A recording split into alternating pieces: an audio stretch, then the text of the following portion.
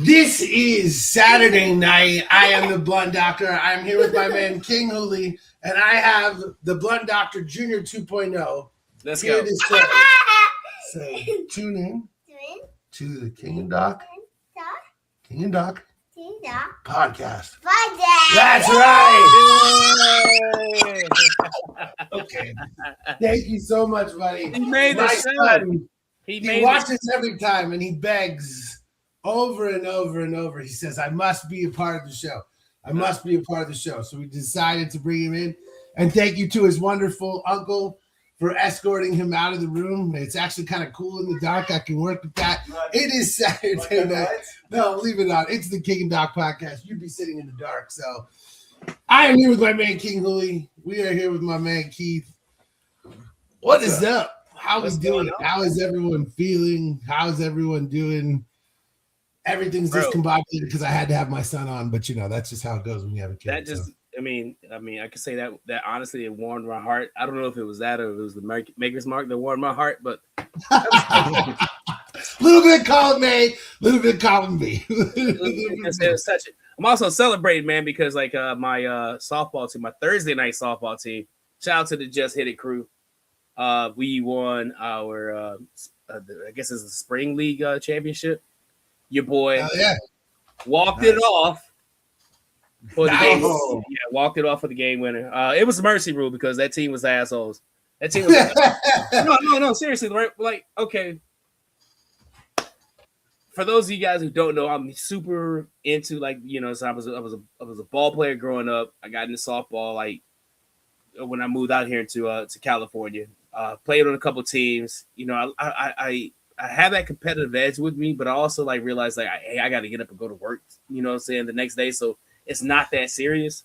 You know what I mean? So, but I enjoy playing. I joined a team out in Long Beach. We play over at El Dorado Park on Thursday nights. This season was kind of iffy. We did enough to make second place.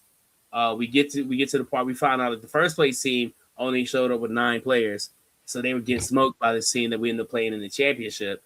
And I forgot, we beat the crap out of the team every time we play. You know what I'm saying? But we forgot the pitcher on that team was he's kind of an asshole. You know what I mean? He did stupid shit, clapping in on homegirl's ear, you know what I'm saying? Because I don't want to say we're animated. We're not like the Dominican team animated, but we boost each other up. You know what I'm saying? It's we get a double. We're like, yeah, let's go. Hey, way to fucking go. Yeah, let's go. So she hit off of him. He got upset. I obviously got upset. And he clapped in her ear. Well, we're like, oh hell no. And then one of the oldest gentlemen on our team, you know what I'm saying? Further shot. I think he's in the 70s or something like that. Hit a little comeback into his, hit the comeback into him. He picked the ball and looked at it and kind of brushed it off and walked it over to first base. Oh, he was we felt disrespected. So, if you watch the Last Dance, hey, it became personal to me. So when the opportunity came, we hit that smash button on him. We got up on him. I think it was 14 runs. We needed one more. Had a runner on first, and I come in. Your boy steps into the box on the third pitch. Watch that shit go over the left field wall. Home run, walk off. Mercy ruled him for the championship. So shout out to Just Hit It. I was gonna wear the jersey. I don't know where it is. Yeah, it shows these people who goes the Sheet Metal Weekend Athletic B League, which is a reference only one person is going to get. But anyway, that's actually badass, dude. The walk-off is on my TikTok. So all of my sports stories are from 4th grade at this point. I keep making them, dog. I keep making them. Yeah. But other than that, man, yeah, life has been crazy. Work has been crazy. Work has been crazy. There was some stuff that came out about a certain. I don't want to get too much into it. You know, I don't know how, you know, because I'm not directly involved with the foundation. You know, so I don't know how much I can go talking about it. You know, so I'd rather not hear that. But it is disappointing. It is disappointing when someone that millions of us respected right comes out as a piece of shit. And it doesn't matter what you're talking about or what the situation is, that's always true. Yeah. And it's especially disappointing when that person was not just a celebrity or something, but an actual vocal advocate for things that matter and actually did something. Huge. And so right. And so when their work becomes undermined by those other things, it does suck because that leads to bigots who would seize on this opportunity to say, "See, this is You already know it, dog. Yeah, you already know it.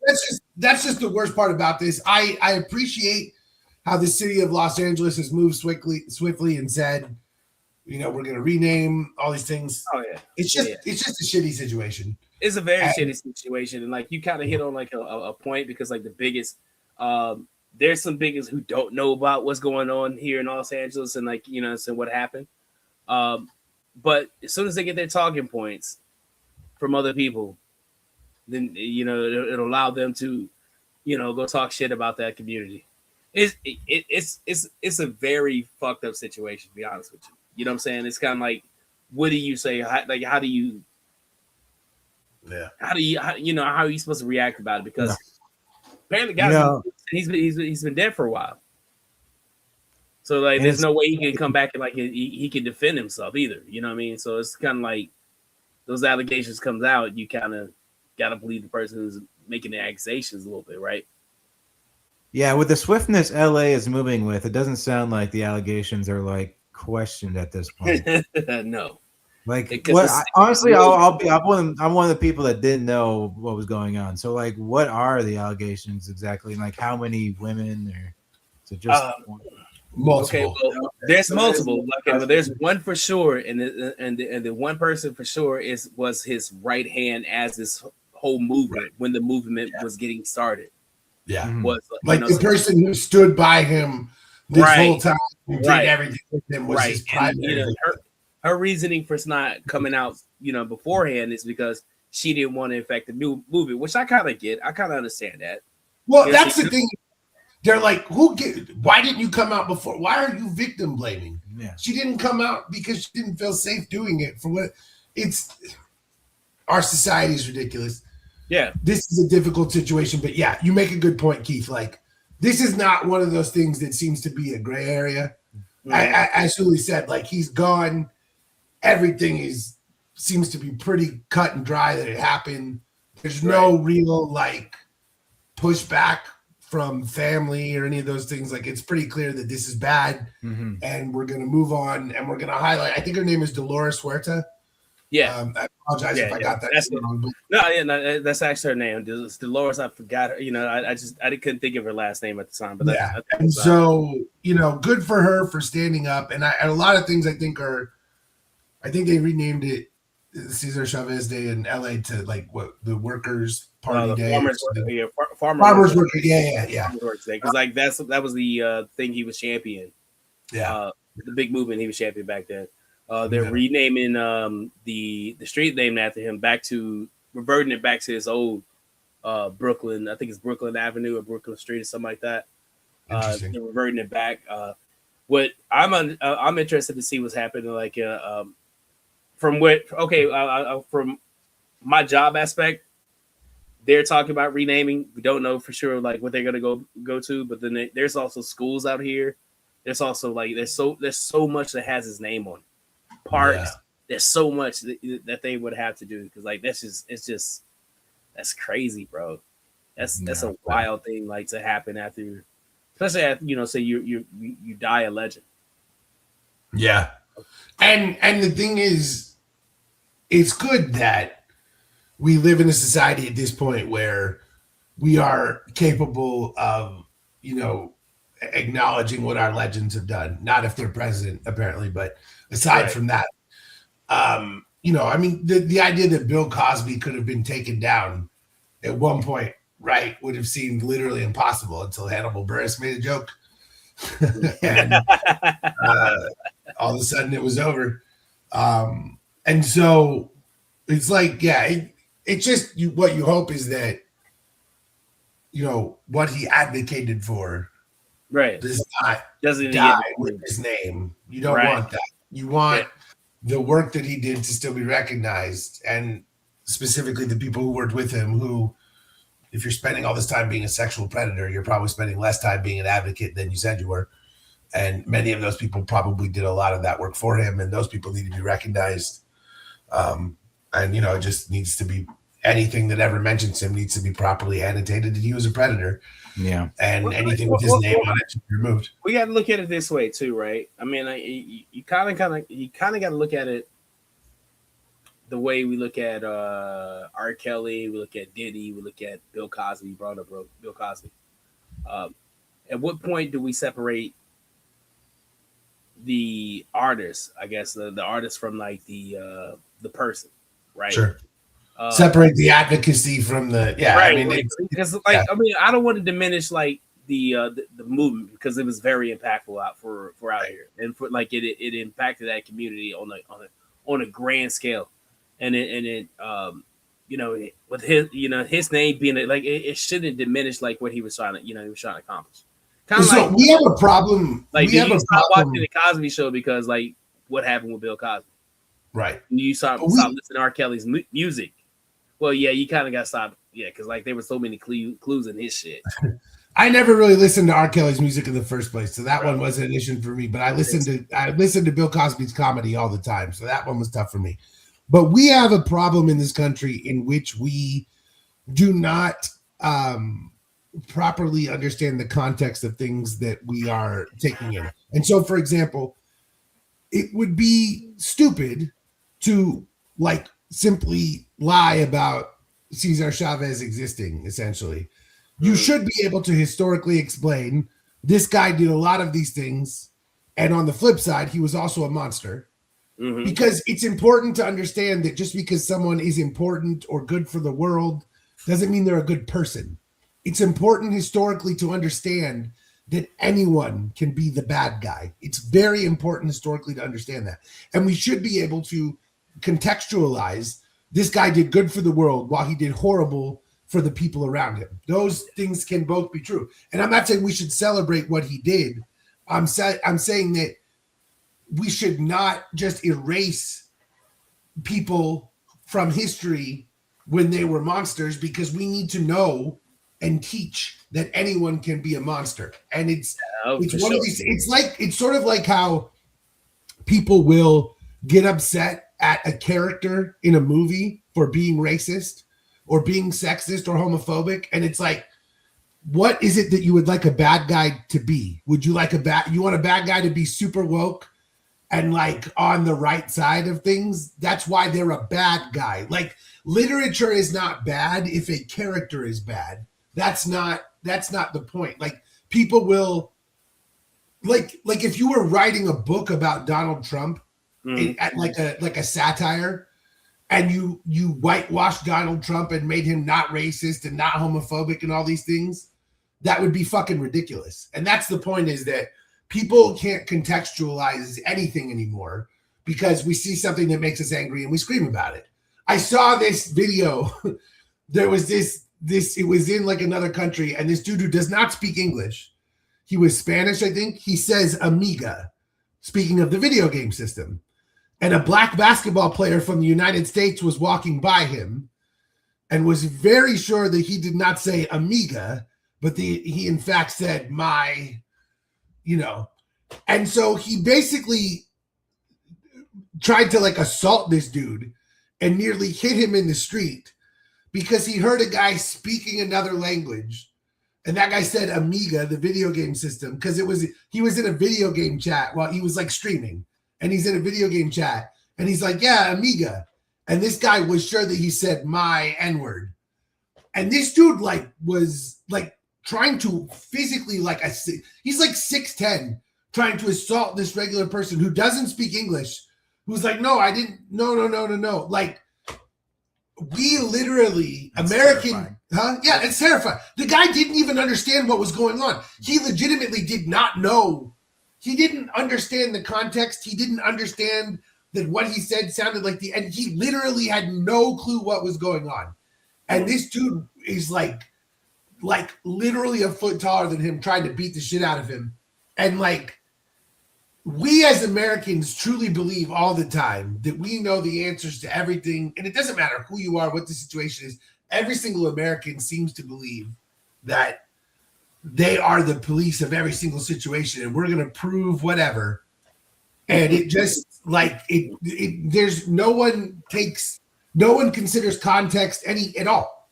Context doesn't matter to anyone. And so that's my fear of this situation, Huli, is you made exactly what you said, is that you don't want people to seize on what Cesar Chavez did and then say, well, nothing he did is worthwhile because of that. Right. That's bullshit.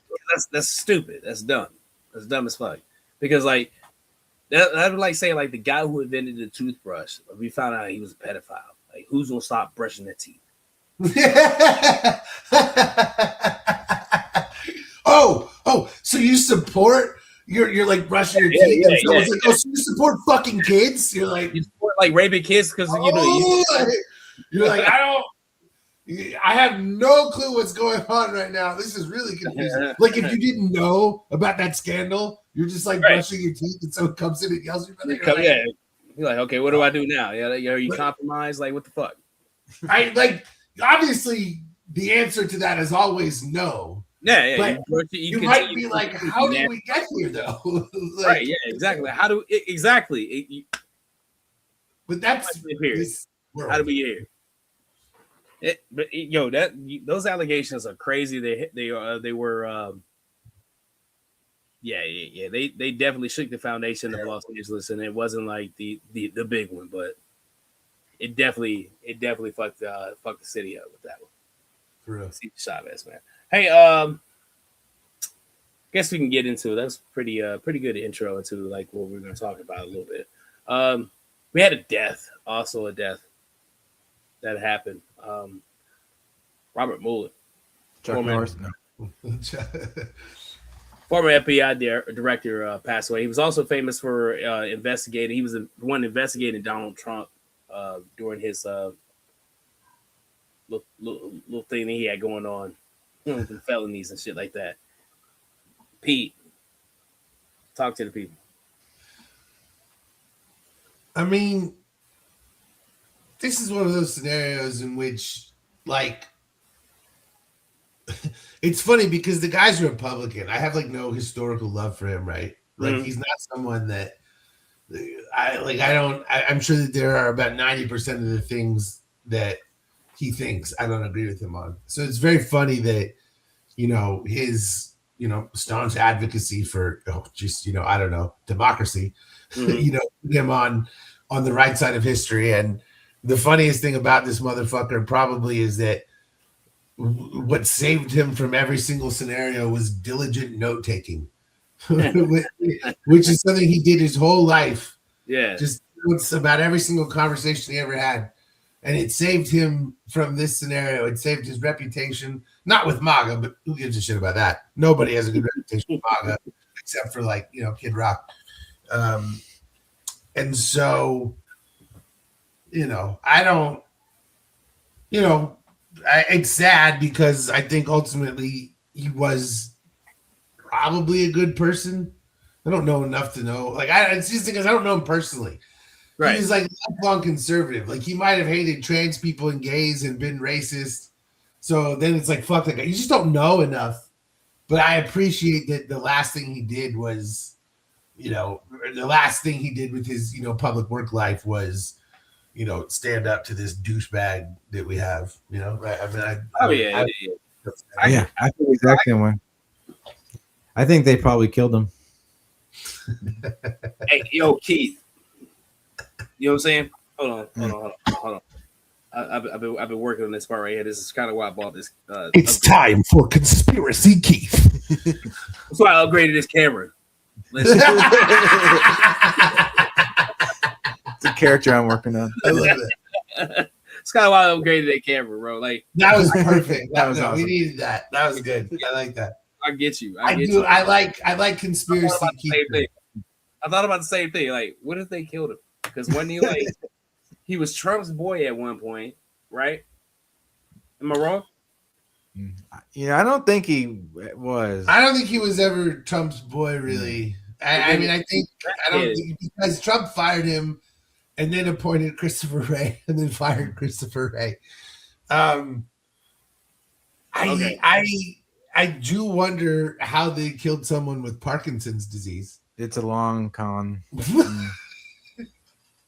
It's set in motion. Yeah. That sucks, man. Did he have Parkinson's when he was doing the investigation? No, it came out like last year. I think. So that's all I'm saying. No. It's like who gets? Never mind. Hey, All right. hey, who gets it? Hey, Okay. Michael J. Fox has been alive for how long Okay. with Parkinson's? Yo, fucking Muhammad Ali survived for how long with Parkinson's? This dude gets Parkinson's last Thursday, right? And he's dead today. Come on. Yeah. Come on. Why aren't you as strong as Muhammad Ali? This is why we got canceled on ESPN, just to be clear. This is exactly what got us canceled before. And that's why we started TIBN, so that we can never be canceled again. But just to be clear, we literally got canceled on a show by a network with like no view. That's how bad they had nothing and no one. Dude, truth be told, is like the only show they had to do, and they still whatever. Anyway, those guys. I'll go to war with them forever. I don't care. I still love Glenn. Hey, Glenn is our dog. Glenn is my boy. I'm not hating on Glenn. Glenn is the man. The rest of the workers. Whoever drafted that fucking note can suck my fucking dick. And so yeah, the politics. Oh my god, I thought we were over that, but okay, it's cool. Mueller, whatever. Good job. Oh, All right. Hey, we stand on business over here at Truth Be Blood. He was murdered by Parkinson's. Yeah. If you think Epstein's murder was crazy, wait till you hear. Clip that.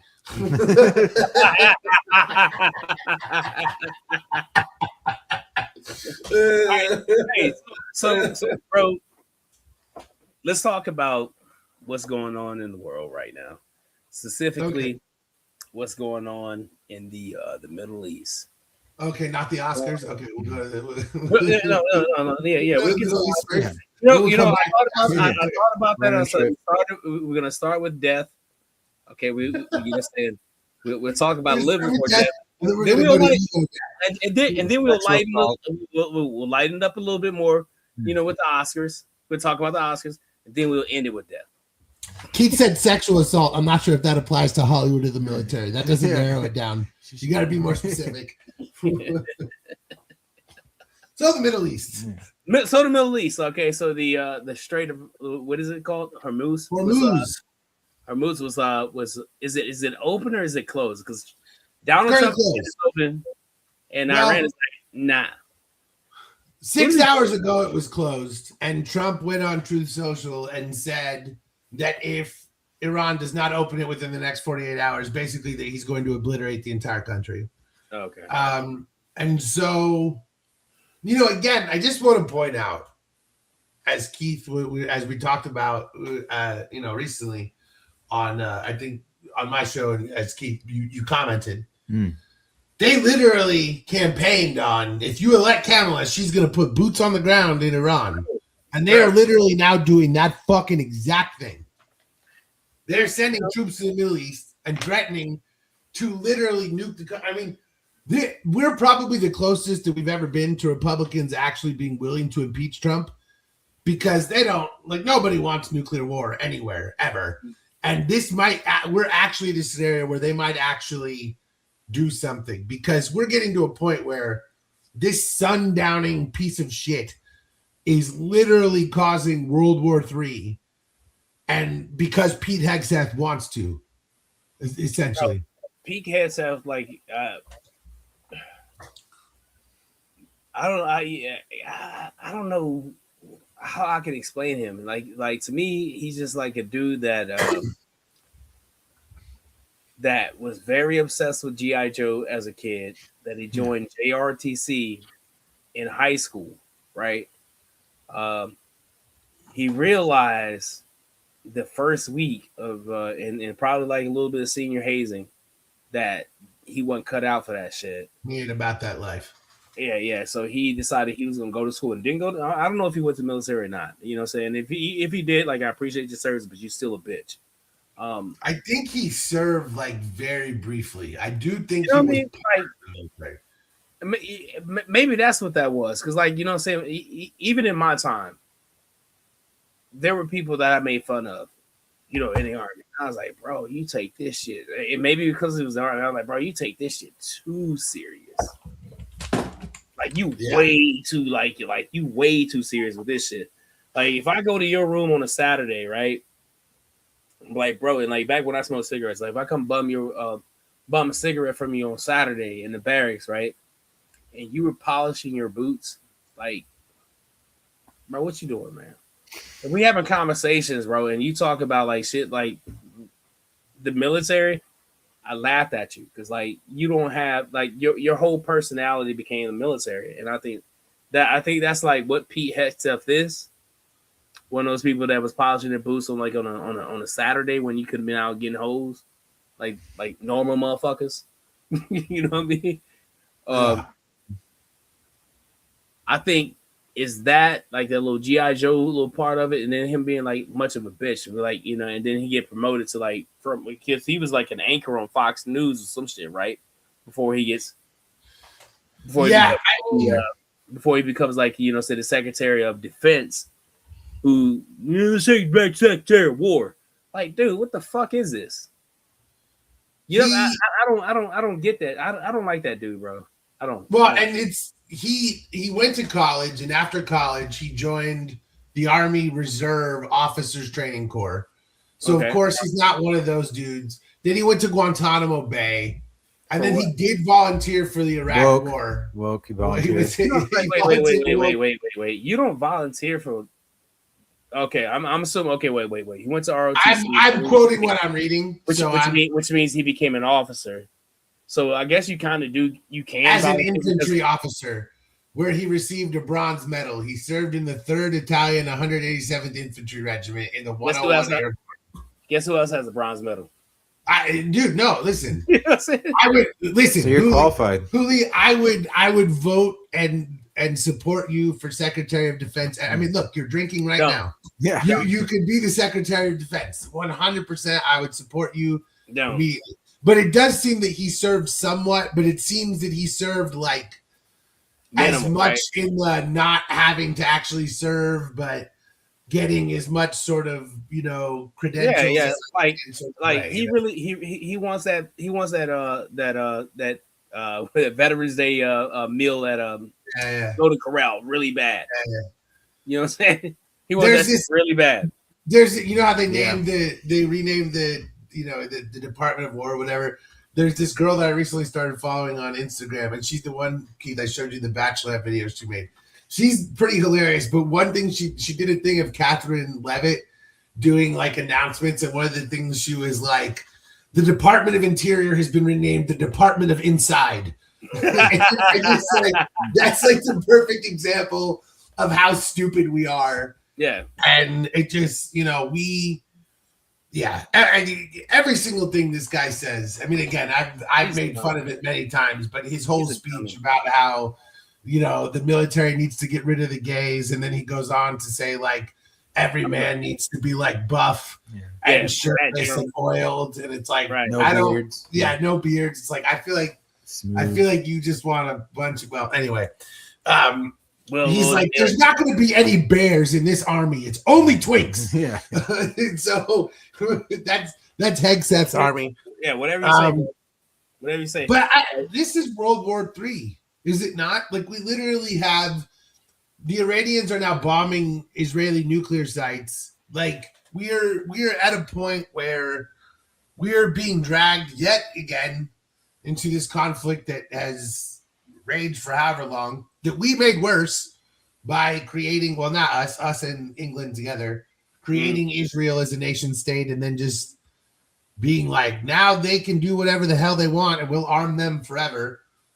It's one of the craziest choices in history. And we are yet again plugged into this scenario. But the problem is that, like, we don't hold the cards anymore. Like, nobody's really afraid of us now. Nah, man. People are sick of us. Nah. You know I what I'm saying? know. You had that bully growing up, right? You had that bully growing up. And then, and this is the way I see it, right? You had that bully growing up and he just punked everybody because he was bigger than everybody on the block, right? And then eventually all the other kids that he bullied, they started growing up. Then they realized there's strength in numbers. If you're a big dude and I'm a big dude and he's a big dude, the three of us big dudes can go against that one big dude and we can fuck him up. This is the downfall of American people. Even Debo got locked in a dog truck. I'm telling you, even Debo, yeah. Debo got locked up twice. So let's the fuck out.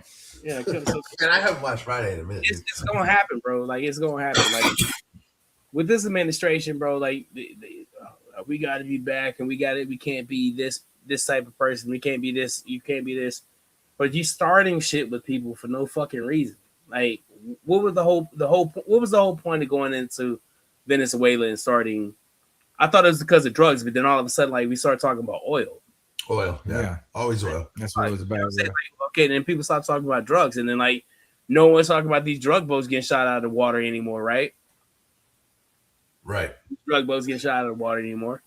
Yeah. Like so like you're shifting bullshit, like you know what I'm saying? They just continually shoving the bullshit over the American people's eyes, and before you know it, it's gonna blow up in their faces.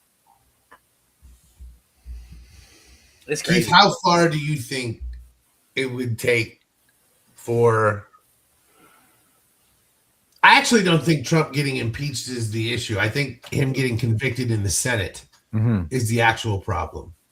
Yeah. What do you think it would take for that to happen? Like, how far would he have to go, in your estimation, for our cowardly government to actually do something? Or do you think that's not even in the cards? I honestly, I can't picture something. I'm trying to think. Maybe if he actually started targeting them for like execution, and even then, I don't know. I think they could nuke Iran and they wouldn't like. Really? Yeah. Wow. I really don't. No one would say anything because like these people who out over here who are glorifying this shit and making like war is such a great fucking thing. Majority of people have never seen war ever in their fucking lives and don't understand like the consequences that come from that or the the impact that it actually has on an individual basis. They don't fucking care. They just think like, hey, this is a great episode of G.I. Joe.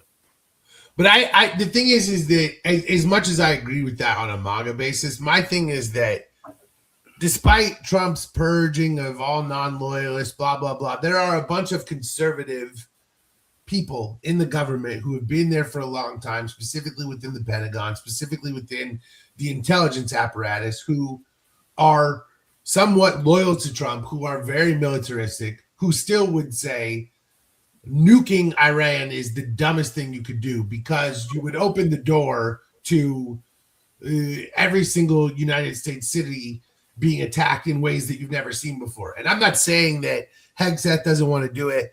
And I'm not saying that Trump isn't stupid enough to do it. I'm saying that like John Kelly nearly tackled Trump one time to stop him. And I know that John Kelly's not there anymore. I know that one of the top one of our top spies just resigned because he said that going to war with Trump or going to war with Iran is a bad idea and Trump wouldn't listen. I understand all those things, but I still think that like you have to actually progress along those lines. Everyone has to agree to those things. The pilot has to do it. And I know that they've done everything so far, but like that, when we did this for the first time in 1945, you truly didn't know exactly what was going to happen. The fact that we did it a second time is absolutely actually ludicrous. I honest to God can't believe that is really what occurred. Mhm. The first time, like, I'm not saying that you knew what you were doing, but you know, you legitimately don't actually know how destructive this thing will be. You don't when you see what you've done, when you see Why what would you've you done wanna do it and you again? do Yeah. it again. Yeah. So That's- us doing that now, and again, I know that Trump is a psychopath, and I know that Hegseth is an idiot, but like They even don't Trump care, didn't bro. invade Greenland. They don't. He was care. like, I'm going to invade Greenland, and even he didn't do it. Like, there's always I just think that I always think that the saber rattling has its limits. And I do think that's beyond where we would go. I do. And maybe I'm wrong. Everything this administration is doing is about one thing. It's preserving white supremacy. Right. And I don't think that firing a nuclear weapon does that. Yeah. Well, I mean, it proves the point that, hey, I'll go through anything to preserve what I fucking feel. No, but I don't think it does because at that point nobody has any qualms about retaliating in every single way. Because I get you. When we open that door, but it's slightly ignorance on their behalf too, because they think that nobody else has it. It's kind of like, and I pay attention to this because, like, you know, I'm from Alabama, and, like, you know, every time there's so many Trumpers over there, you hear about this, like, this Civil War thing, right? Right. You hear about a bunch of people talking about, like, oh, you know what, we attack California because, like, you know, they're liberal. Just because we're liberal over here don't mean we don't have guns.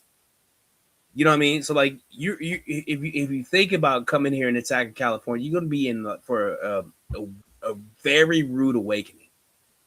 But I agree with you. But you made the allegory earlier of a bully, and I think that it's a fair one.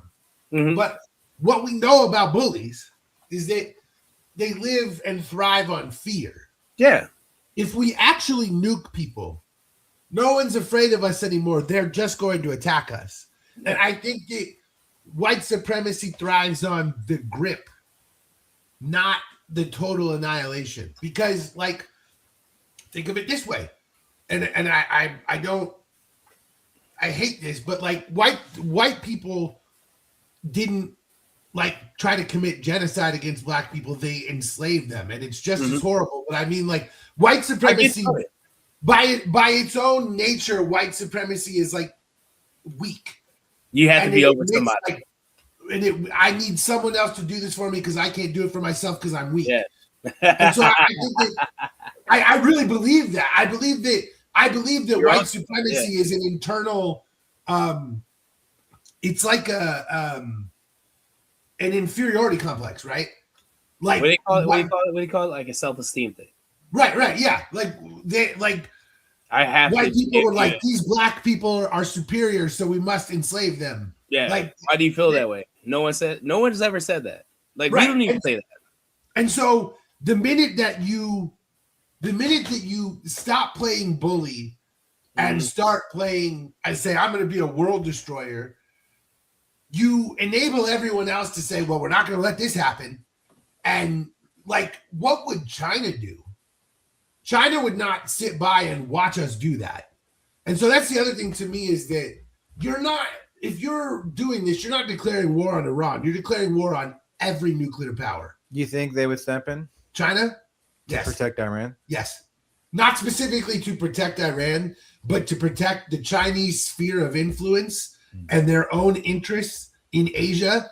I 100% believe that China would step in if their response would be to what? Nuke us in response of us nuking Iran? They would threaten that. Right. I don't know that they would necessarily do it, but they would absolutely threaten that. I don't think they would do it. Honestly, I don't think they would do it. I think if China was smart, they would just sit this one out.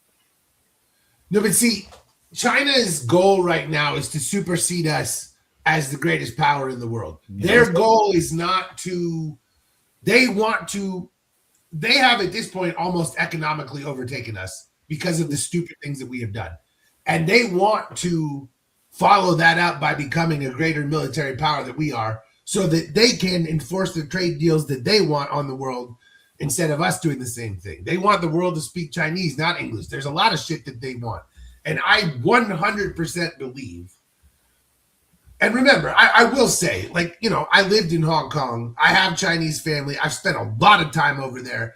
I've watched a lot of their news. I read a lot of their news. I'm not saying I'm the greatest expert or whatever, but my opinion, based on all the things that I have experienced, is that this is not a thing that they would sit out. And if they perceived that the United States was attempting to assert true global dominance, that China would not allow it. And I'm not saying that they could necessarily stop us, but I don't believe for a second that they would say, like, we support this attack on Iran. I don't believe that for a second. Oh yeah, I don't think. I don't believe that they would take our side, and I 100% believe that. And again, when I say they would threaten us, I don't believe that would be public. I believe they may have already in private told us, if you nuke Iran, it's going to get ugly for you. Because I've read things in Chinese newspapers that lead me to believe that. Now, again, this is all my opinion. I'm one person. This is not gospel.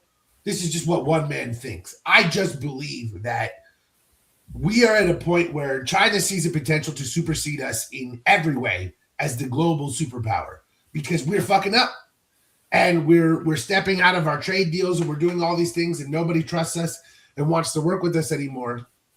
And I'm not saying that China and Iran have some sort of alliance, but Iran is a hell of a lot closer to China than we are. And if we're firing nuclear weapons anywhere near Asia, you better fucking believe that the Chinese are going to have something to say about that. And it's not going to be, oh, thank you, sir.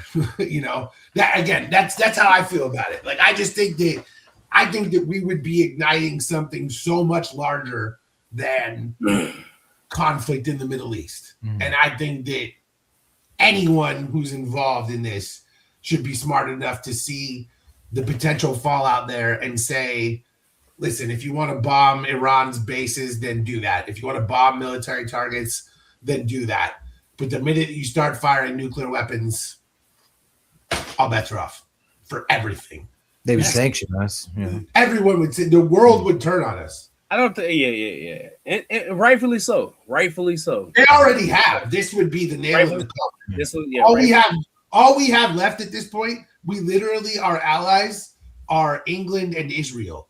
Like, we don't have, like, Trump is calling for countries to deal with Iran. Oh, Nobody's yeah. You Canada is an enemy. To all these countries, but then you're gonna ask for like $200 billion. Yes. Yeah. That's the thing, is that they sat here and said that Kamala was a war hawk and she's going to do all these things. And they asked for $200 billion for money to go to Iran.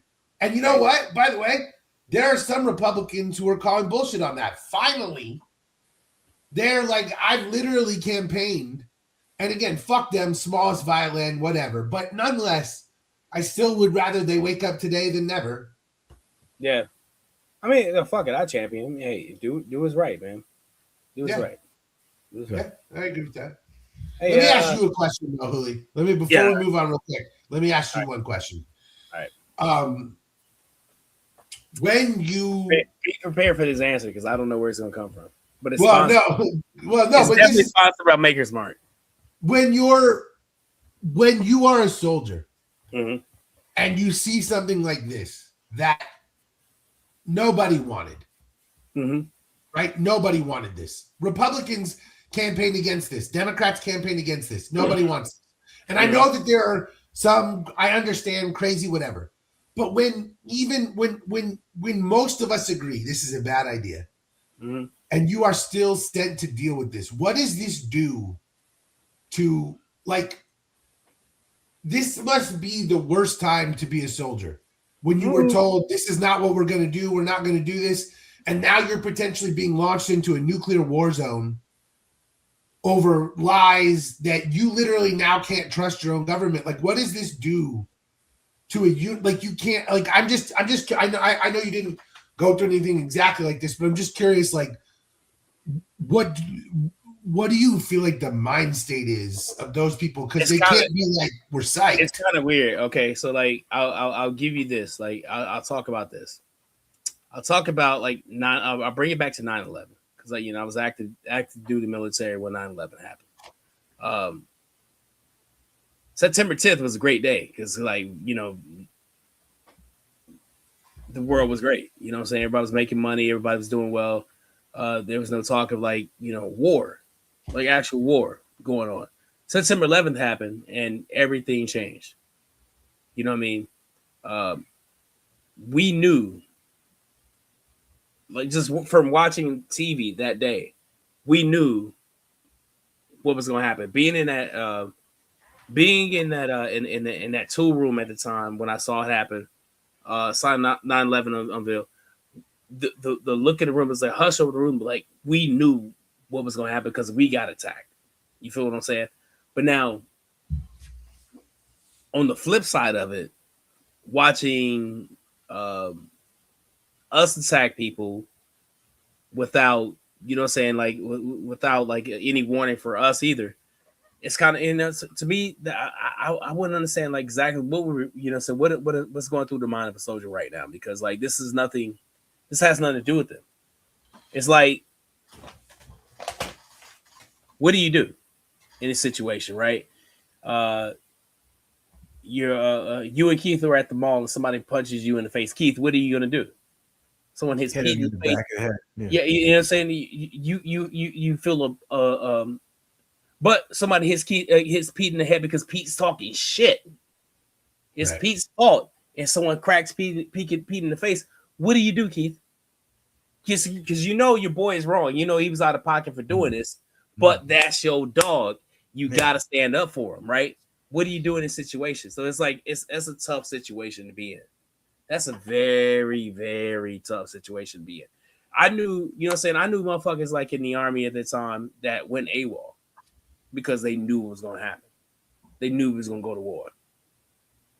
You know what I mean? I knew people, but right now, I kind of get these motherfuckers who are leaving right now, leaving posts. Because, like, you know what I'm saying? We looking at it through America's lens, right?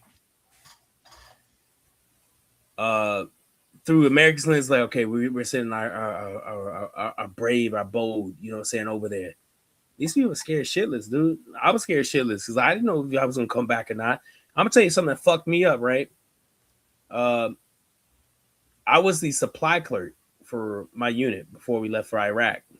You know what I mean? I moved up, like, you know, to that point. Ordering body bags fucked me up. I was the person who ordered 236 body bags for my unit. You know what I'm saying? Yeah. I didn't know they were going to come back. You know no, I don't know what you're saying. I prayed to God that like they weren't going to be used. Yeah, but I'm not going to pretend I understand that because I don't. I can't even. You know what I'm saying? That's like nothing in my life. I can't even. Shit hits the fan. Like this politics bullshit is all fun and games until like there's actual people going over there. Clip and that. This administration promised these people that wasn't going to happen. In fact, he told the voters that if they voted for the other fucking person, that was going to happen, that this was going to happen. So, you know, do with that as you will. I can't crawl into their minds of the people who are going through this right now. The people in the military. Only thing I can do for them is pray for them. That's the only thing I can do. You know what I mean? Like, because this is utterly ridiculous. I just think back to like, okay, when 9/11 happened, we knew this was this was going to happen. But like, some of these people who are in this military voted for this guy, based on that ground that no new wars. That would not happen. Yeah, that it wouldn't happen. In fact, like if you voted for the other side, that this is what's going to happen. But now this is happening because of him. But he's shifting the blame. He's put it on other bullshit. Like, bro, we seen it happen, and we told you guys that it was going to happen. And like, as it's happening in real time, you want to, you know, it's weird. I'm sorry. Clip that. No, don't be sorry, man. I'm sorry. This is a tough question, and I'm not trying to make you think of a negative time. It's just that what I value about talking to you about this stuff is that, you know, we have a pretty similar political perspective, but we have very different historical perspectives. You really went through something that I could not do. And so I always value, I appreciate, as you said, you can't crawl into their mind and understand their perspective, but I appreciate what you were saying about like what it felt like at that time, because again, most people are unwilling to, sort of discuss those things. So I appreciate that you can. We knew it was going to happen. We knew we were going to get deployed. We knew ahead of time. Like as soon as watching that shit happen, he was like, yeah, it's about to go down. Because I was literally in 9th grade. So like for me, it was like this unbelievable sort of surreal thing where like me and all my friends were like, yeah, we need to go kick ass. Yeah, America. And you know what's really funny about that, Keith? One of the people I talked to about this who said that we needed to go do all these things, you want to know who it was? Stipes. Oh.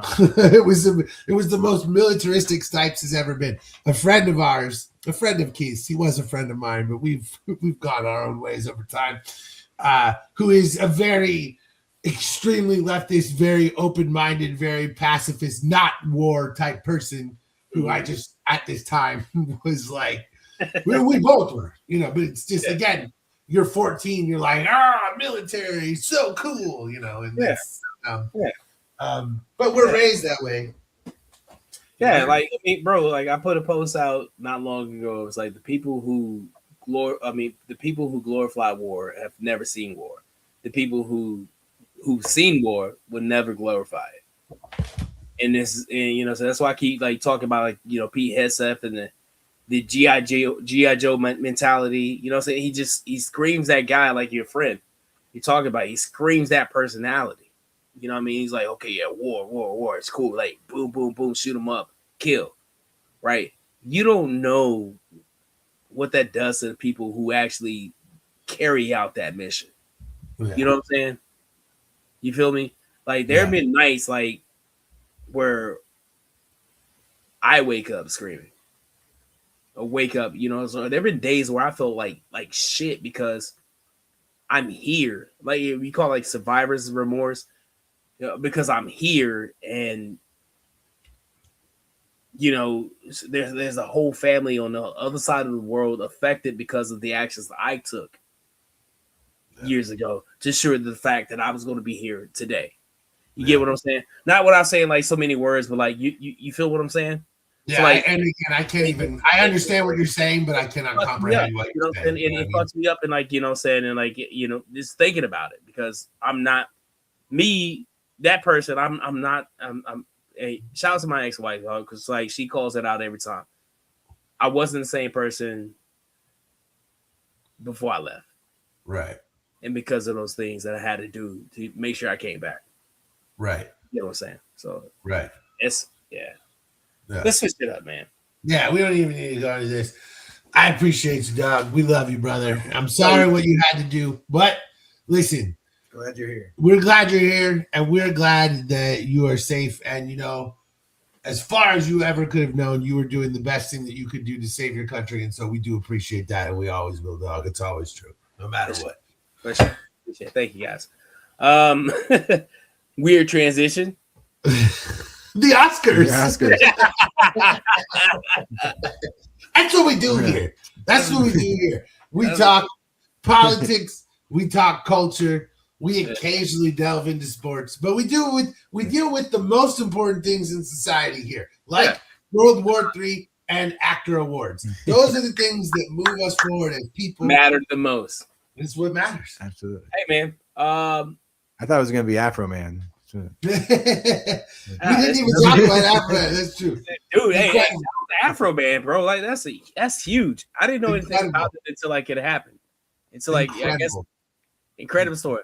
Hey, talk about it real quick before we jump into the Oscars.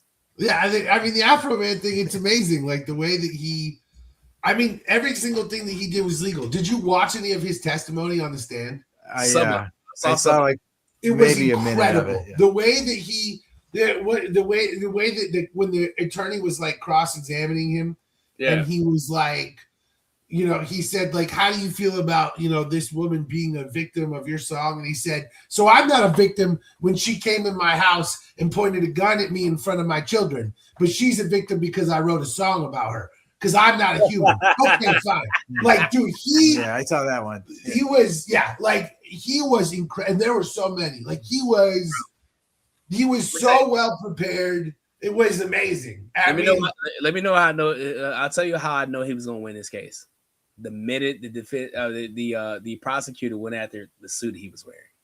Yeah. He's like, "Oh, come on, look at the suit he's wearing. Like, it's a suit of American flags." I Like, watched.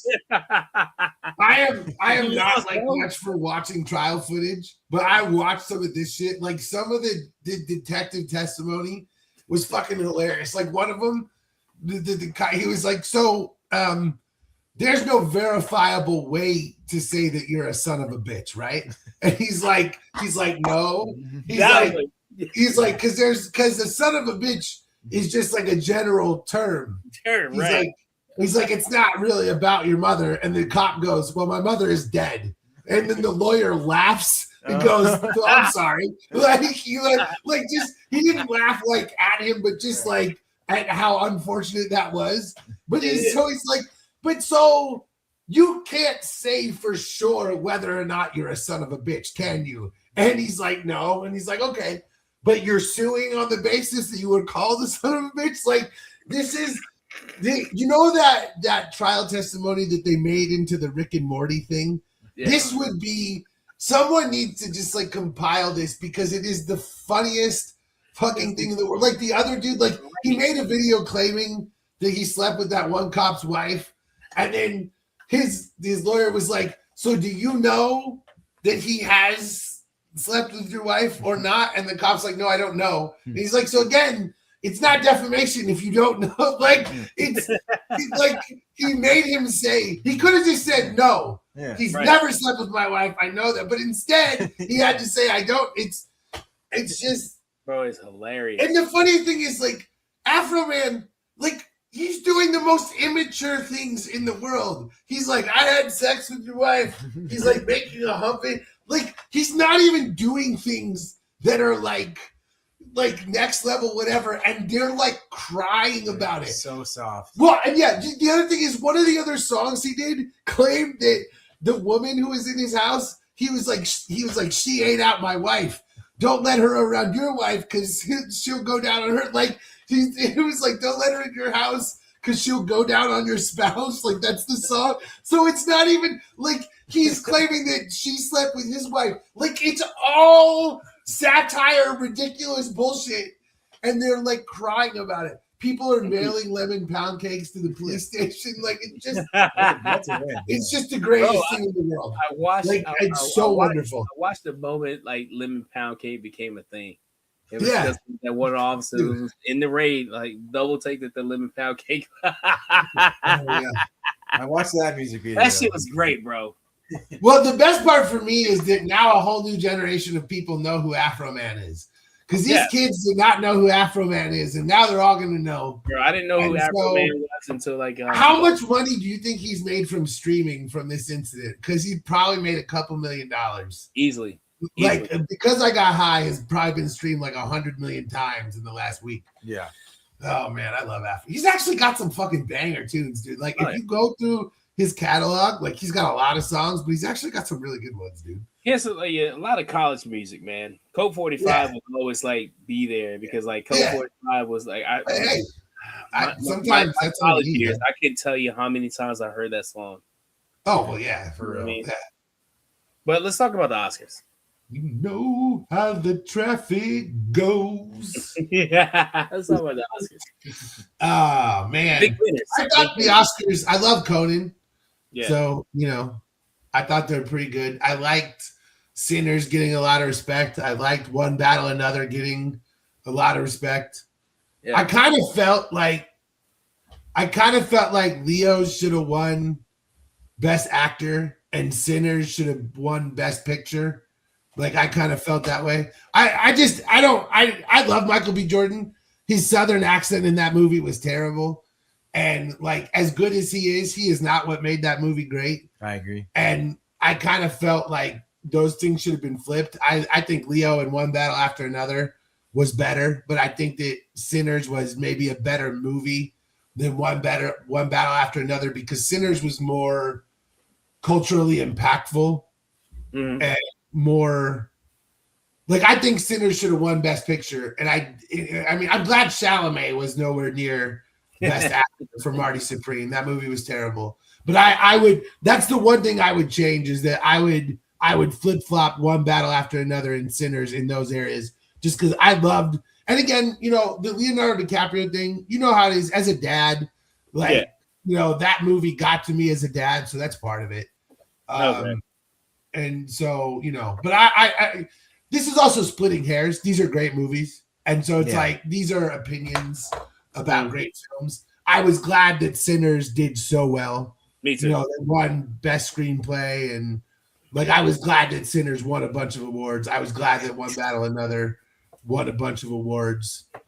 It was kind of tough, man, because like prior to seeing One Battle After Another, so I was dead set that Sinners was going to be the best picture of the year. Yeah, Then I saw One Battle After Another, and I was like, "Yo, this motherfucker is good." You know what I mean? yeah, and they're both great movies. Like this, is the thing is that fantastic movie. You know what I mean? Yeah. Like the only thing that I think that would have flip flopped it, honestly, is that if Sinners came out later, and one, if they would have flipped flop release days, because like I was so high on Sinners, but Sinners came out early in the Oscar season. I mean, the best movie last year was The Final Reckoning, so they were always going to get that wrong, but that's fine. Sinners did come out early, that's true, but the thing is, like, it's one of those. It did so well. It's like it's hard to imagine it could have done any better than it did, and I think we all know at this point, like Ryan Coogler is one of the most respected dudes in Hollywood, as he should be. Sure, He's awesome. Shout out to Ryan Coogler, man. W's in the chat. And shout out to New X-Files. Yeah. I just thought it was cool that both these movies did really well. Again, it's kind of a nitpicky thing. The one I really hated was the chick from Weapons winning Best Supporting Actress. I thought that was unbelievably fucking stupid. I'm sorry, Keith. I know you liked Weapons. I thought Weapons was terrible, and I think that her winning Best Supporting Actress is crazy. I don't understand how that's an Oscar-winning film in any way. I really liked Weapons a lot, but I never really pictured her as like an Oscar winner for that role. Yeah, like, it was a weird choice. I thought, like, I'd rather give it to like I don't hate Weapons. It's fine. Like, I've never seen Weapons. I've never heard of Weapons until like I saw Conan O'Brien. Yeah, yeah. So you saw the intro? Yeah. I mean, like, what is he talking about? Weapons is not like in my like hated films. I just thought it was weird. I don't care. Like it was. I was glad I saw it because it was intriguing and interesting. And every 5 minutes in the theater, someone said, "What the fuck is going on?" And so like it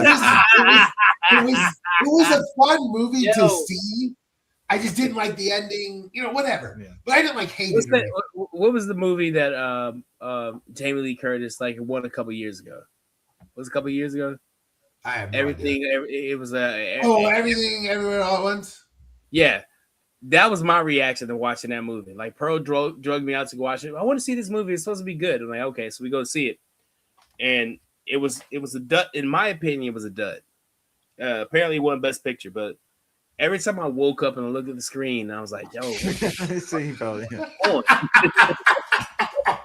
In my opinion, this movie was terrible. Every time I woke up, that's such a bad argument of a movie. Dude. Oh yeah. We talked about this before. It was like my number 2 answer. Like I fall asleep. Like movies are premier nap time for me.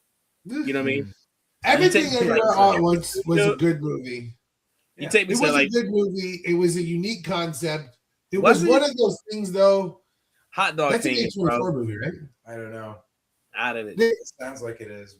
It's one of those movies, though, that it's so far up its own ass that even though it is a good movie, people are like, if you don't think this is one of the 3 best movies you've ever seen. Well, that's not them. That's the fans. Right? But that's what makes a movie. Okay, people find me insufferable because when I talk about Mission Impossible, I am insufferable. Because I will denigrate someone else's movie choices as invalid if they don't say Mission Impossible is their favorite movie. I know that I am being insufferable when I do that, and I also don't care because I have accepted that I am completely insufferable when it comes to movie discussions. And so all I am saying is that, much like myself, when people talked about that movie, they were insufferable, and that made it difficult to deal with. But I agree with you. The people in the movie itself actually really like the cast. I like Michelle Yeoh. I like the dude. I don't know his name. The daughter is cool. I don't know her name either. Yeah. I just know what movie are we talking about right now? We're still on everywhere, everything. You're asleep. Don't worry about it, Grandpa. You get back to My point exactly. My point exactly. I don't know what movie you're talking about because I've never seen it. Even though I've never seen it. No, I did think it was funny that F1 was nominated for Best Picture because like it had no chance of winning. I loved F1. I thought F1 was amazing. It's one of my favorite movies. I thought it was hilarious that it was nominated for Best Picture because it's just like they're not going to give this movie Best Picture. Like, come on, you know this. It was a filler, bro. Mm-hmm. But why? They had so many nominees. They didn't need a filler. There were so many. I mean, it was a filler. Yeah, like why is Hamnet there? Did you guys see Hamnet? I don't even know. I've never heard of Hamnet. I only heard about it when we watched the Oscars and then we watched that Tucker Carlson thing. Saturday Night Live has done they've had a really good Tucker Carlson impression. What is going on? That's the rule. That's the goal. That was pretty funny, man. Who won Best Supporting Actor? Best Supporting Actor was Sean Penn. Should have been Benicio del Toro. Yes. Yeah. Should have been Benicio del Toro. Was he nominated too? He was nominated. Wow. It should have been Benicio del Toro. It should have been. But I mean, Sean Penn was great too. But I think Benicio del Toro was better. Like that's no fear. Like Tom fucking Cruise. That's my favorite part of that movie. Of course. Again, I'm a homer. But I mean, Sean Penn was amazing. But yeah, this is the thing is that we're splitting hairs here. Like these are great movies. This was a good year of movies. Like COVID kind of disrupted everything. And a lot of shit has been kind of whatever. These movies were worthy. And I'm glad that it was Sinners and One Battle After Another and not a bunch of shit I've never fucking heard of. Those two movies deserved. Again, my favorite movie was Mission Impossible. Yeah. But with like Sinners winning best original screenplay, like that shit was, that was really good. Like it deserved that shit. I feel like it was a good award show. Nothing annoyed me. And again, who cares about the Oscars ultimately? But I do want to see like, when there is really good Black culture that permeates the whole world. You want to see that shit rewarded because we do have this thing in the culture where, everyone wants to listen to rap music, but they don't want to give rappers Grammys. The Paul Mooney thing from, want to be a nigga to decide to be a nigga. I can't say that's the truth. That's the truest thing I've ever heard in my life. Hey, because I watched it happen. You know what I'm saying? Truth is truth, baby. I watched it happen. Bro, there's one thing we got to do here. Vanilla Ice, before we get into that, Vanilla Ice came to my hometown one time, and my friends, families wanted to go, but they didn't invite me. And it's rap music, and it's whatever. And I ain't gonna go there. But anyway, hey, we do have stuff happen because, speaking of Oscars, speaking of legends we talked about, speaking of deaths we talked about, there was a big death that happened, and it kind of like shook everybody. Like, how the fuck does this person die? Chuck Norris died, man. And as we do on this show, we have the top 10. We have our top 10. It's according to King and Dot. It's very controversial. It's what it got us canceled from the Elite Sports and Entertainment Network. It caused us to create a whole entire network to where we can be able to continue doing it. So this is the top 10 Chuck Norris jokes, man. And I'm gonna be honest with you. Your jokes.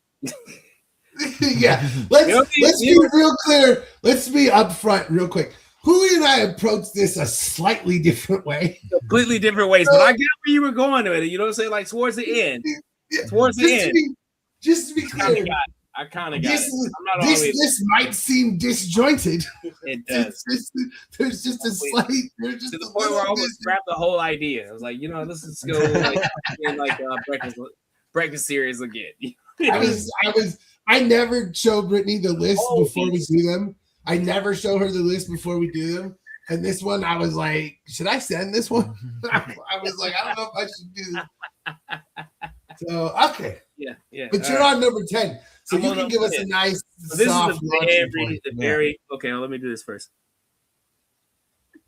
All right, so number 10.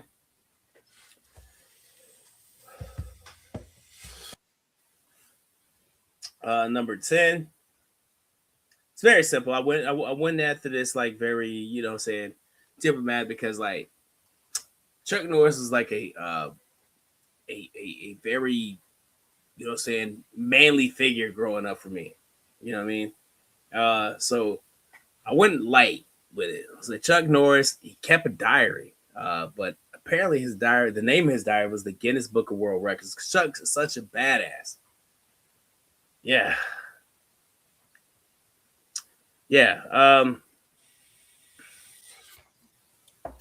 Kept it very light. I'm gonna admit your joke. Huli going with the classic Chuck Norris fact joke, and that's fine. Right. That's Right. one way to go with this. That's where I thought we were gonna go until this. I'm physically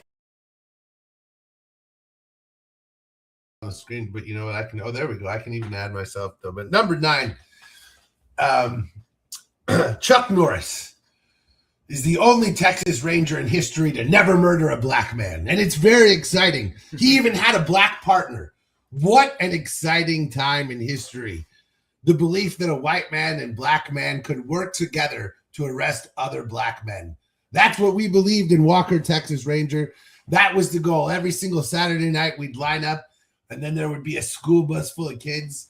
And then we'd find the black guy in the cowboy hat, and we would get him to help the white guy in the cowboy hat stop the black guy in the worst cowboy hat from committing the crime. Very incredible. Dude, I had Walker, no Texas Ranger. that many. Honestly, like growing up in Alabama, I had no clue that there was that many black people in. But every Saturday, I guaranteed to see a black dude get arrested, or at least punched, or at least roundhouse kicked in the face. Oh, yeah, That is incredible. Yeah, there's a lot of black people in Texas, apparently. But it was done by another black guy, so it's okay. Yeah. Like, Another black guy was standing by, so it's all good. True that. So No worries. It was cool. It was totally cool. We're just getting started. Yeah. I'm still being very nice right here. Number 8. Chuck Norris is the only person to be able to use number 3 pencils while taking the test. Like if you're old as I am and you understand Scantron and the importance of number 2 pencils and always having a number 2 pencil, to where I've to the point where I've never questioned what's the number 1 and what's the number 3 pencil. But Chuck Norris, apparently, he took his test with using number 3 pencils. He was that much of a badass. What say you guys? That is badass. I just know what's coming next. Yeah, I know what I'm about to say. So, I think number 3 pencils exist, do they not? I believe they're architect pencils, which they're very thick and is kind of a perfect, Chuck Norris has a huge dick joke, which is sort of what people are doing all the time. So it worked really well. Yeah, I think he fills them out with his finger. That's even better than number 3 pencil. Hey, Chuck Norris is a badass, bro. I don't give a shit. All right. Well, number 7. So Chuck Norris is so cool that he died before Zombie Plane came out.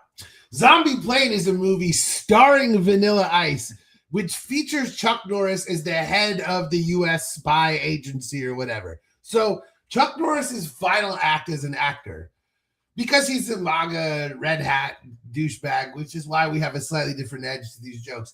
But the final thing he did was play the head of the spy agency in a Vanilla Ice movie. And I want to be very clear. At no point did Vanilla Ice go full Suge Knight and hold Chuck Norris over a balcony and make him do this like E in Entourage. No. Chuck Norris chose to make this movie. And then he realized what he had done and he promptly died. It was a smart decision. It was one of the greatest decisions that he ever made. And as far as last decisions you could make on Earth, dying before you help Vanilla Ice is probably one of the best ones that you could make. I think that dying before you help Vanilla Ice is something that we all would choose to do. So, oh my god, number 7. Bro, what the? Okay, when you first gave me that joke, I kind of looked at it. I was like, "Yo, okay, wow, this is."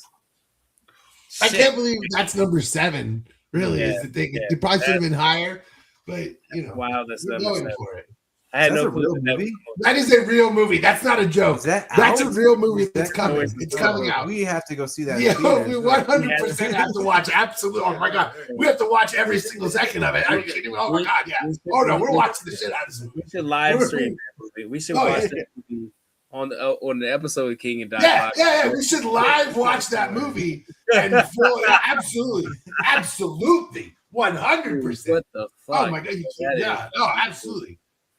Dude, I will camp out in line to get tickets to watch a Vanilla Ice movie where Chuck Norris counsels him. Like, listen, we're gonna sit out in front and I'm gonna be playing like, have you ever seen Eternal Get Down? Like, I'm gonna play that shit. Listen, go ninja, go. See, everybody goes like that one, and they go to Ice Ice Baby. My favorite terrible Vanilla Ice song is like, play that fucking music, white boy. Oh my god, dude! That's like, You want to know what embarrasses me more than anything? I know all of the words to Ice Ice Baby, like I do too. all of them. It's Like a karaoke go to. Yeah, well, that's the problem. Like, if I'm drunk and that comes on, like, I'm like, let's kick it. Like, and I hate that motherfucker. But that song is dope. Like, I'm sorry, but Collaborate and listen. Ice back with the band. Yeah. you never get Hooli rapping on this show, ever. Only Vanilla Ice. Now we know. That's what it takes to get Hooli rapping is Vanilla Ice. Hey. Chuck Norris didn't die. I'm sorry to break it to you, everybody. Chuck Norris did not die at all. He just decided it was his time to become the new Grim Reaper. The Grim Reaper came for Chuck Norris and realized like he didn't want their problems. So he gave him his job. That's number 6, guys. Hooli's like trying to recover from my jokes as he writes these.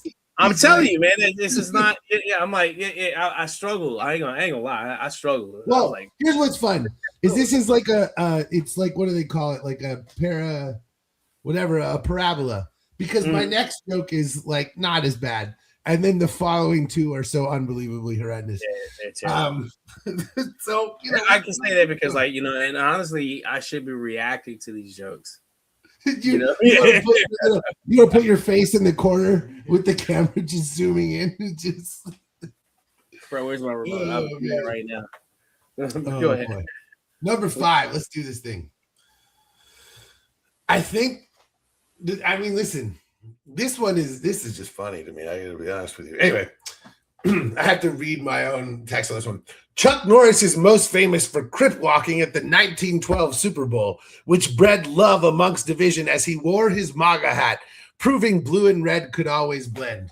Now, this doesn't make any sense at all, but I just wanted to point out that Chuck Norris was MAGA, and I also thought that the 1912 Super Bowl is just like a really funny sentence, because number one, we would have been like entering World War I, so there probably wouldn't have been a Super Bowl that year, and also it's like 50 years before the invention of the Super Bowl. But nonetheless, just can you imagine? Like, think about this for a moment, because when Kendrick went out there and did Not Like Us, and Serena crip walked, like the world like lit on fire. Drake fans were enraged that someone actually knew how to dance, and there were all sorts of things that people couldn't handle. And I just can imagine I want to see someone crip walk in a MAGA hat, and imagining Chuck Norris doing it like warmed my heart in a way. Again, this is like the most tame of all the jokes I made by far, but also it's the kind of thing that would make a MAGA person really angry. Yeah. Chuck Norris would never crip walk. Ever. I think he might. I think Chuck Norris might be very good at crip walking. The joke could have been Chuck Norris invented the crip walk. That would have fit more with what you were doing. Oh, you know what? Yeah. I think that would piss a lot of people off if people say that Chuck Norris invented the crip walk. I just want to point out though, for being hammered when I wrote these jokes, these are really good. Yeah. I also want to point out that you wrote here as he wore his MAGA hat, not as he wore his bro. Honestly, I just copied what you said and posted it into this. So like that's your typo, brother. Oh my god, you're right. I did typo that. That's hilarious. and I'm saying, like, my brain was like he's whoring himself out to MAGA. No, that's amazing. That's incredible. I love it because that's my brain was like he's whoring himself, and I need to tell Hooli, and I need Hooli to post that. That's incredible. I love it. See, my brain working so fast that even I can't catch it. I knew it. I knew you were drunk. So ahead of my time that my parents haven't met yet, dog. Number 4. All right, number 4, man. Number 4 is see, I saw where he was going with this. Like at this point, this is where I was like, okay, well, all right, peace on a different level. Let me try to match this level real quick. So Chuck Norris is his death was his last bit of advice for Donald Trump. I feel. Is Donald Trump going to take the advice? We can only pray he does. But right now, I don't know where I was going to go with that joke, but I was thinking that he should die, and we're probably.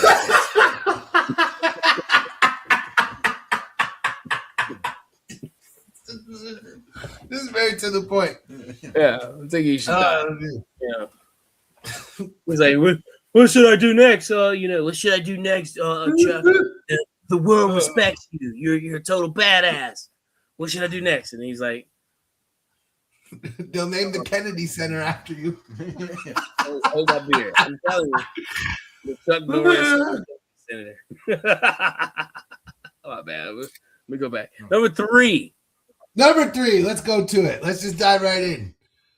Chuck Norris is so tough he could have survived the bullet that killed Charlie Kirk. Now you might be saying to yourself, haven't you made enough Charlie Kirk is dead jokes? And the answer is no. There will never be enough Charlie Kirk is dead jokes. And this one is one of my favorite ones in particular because the joke, again, that got us pretty much taken off the air was when I asked if Erica Kirk was going to wheel Charlie out with the hole in his neck. And fuck that guy and every single thing that he ever lived for, stood for, and said. And this is the only Chuck Norris joke I wanted to make because I think it's funny. See, listen, right? See, this joke could have been a little bit better.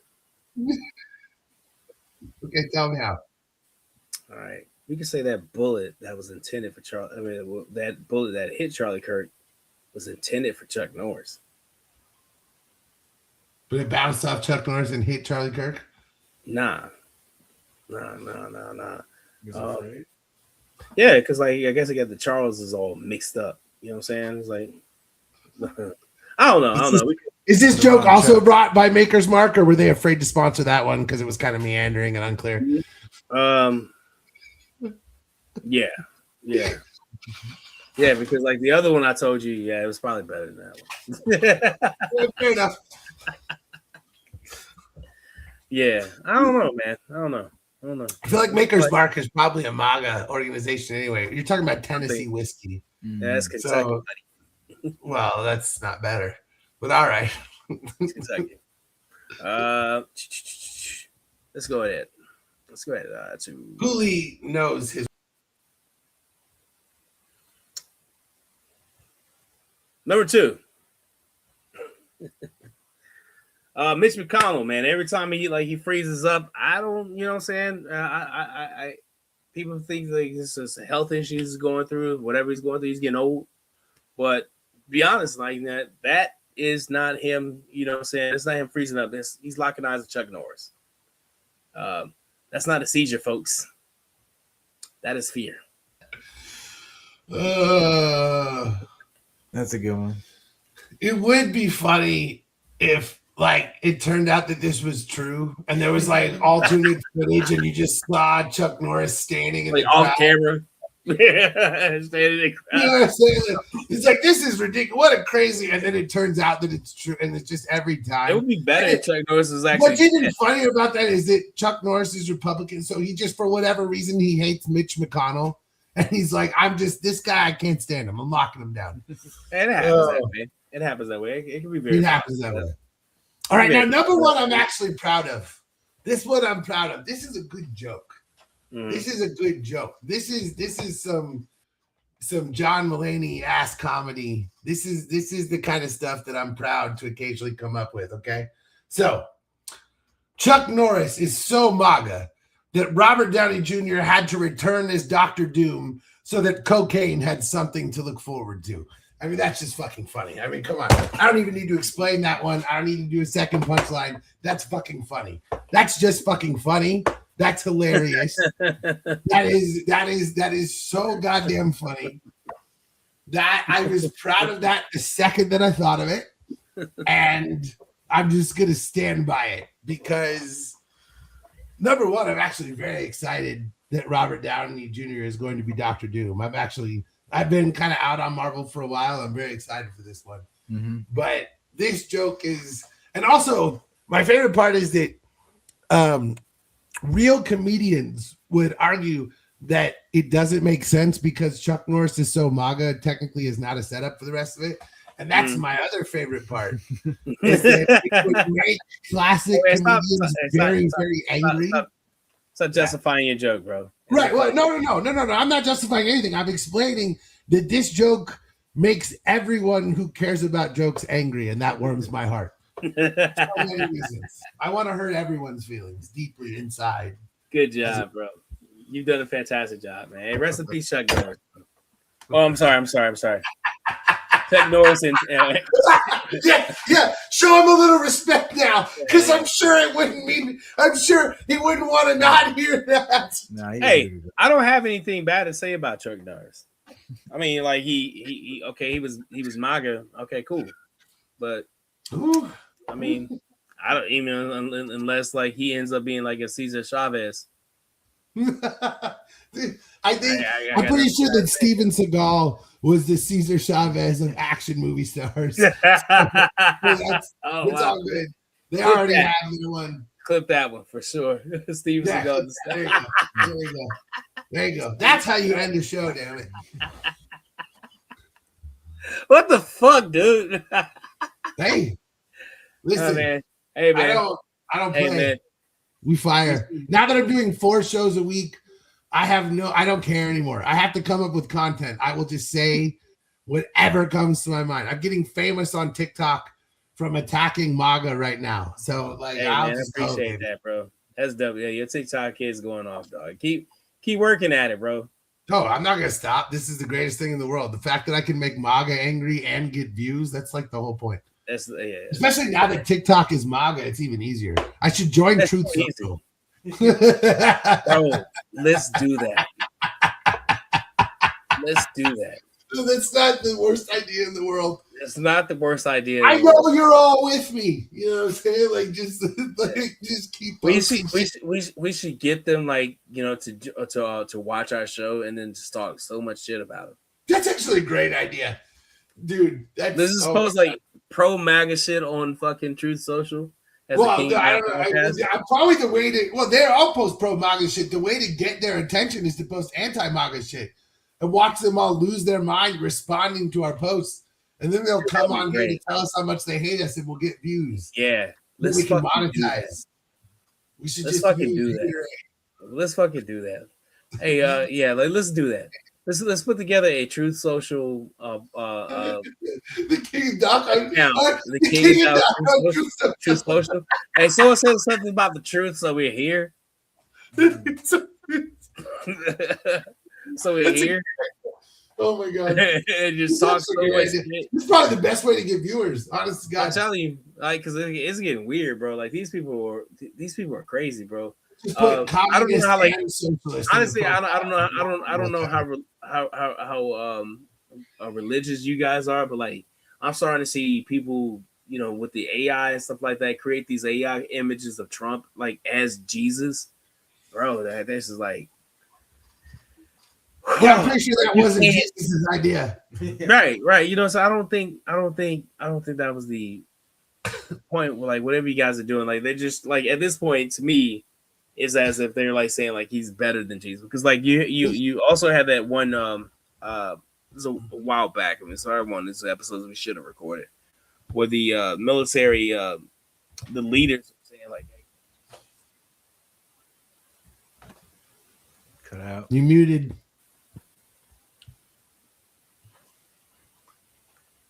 all right, yeah, I guess it's time to go.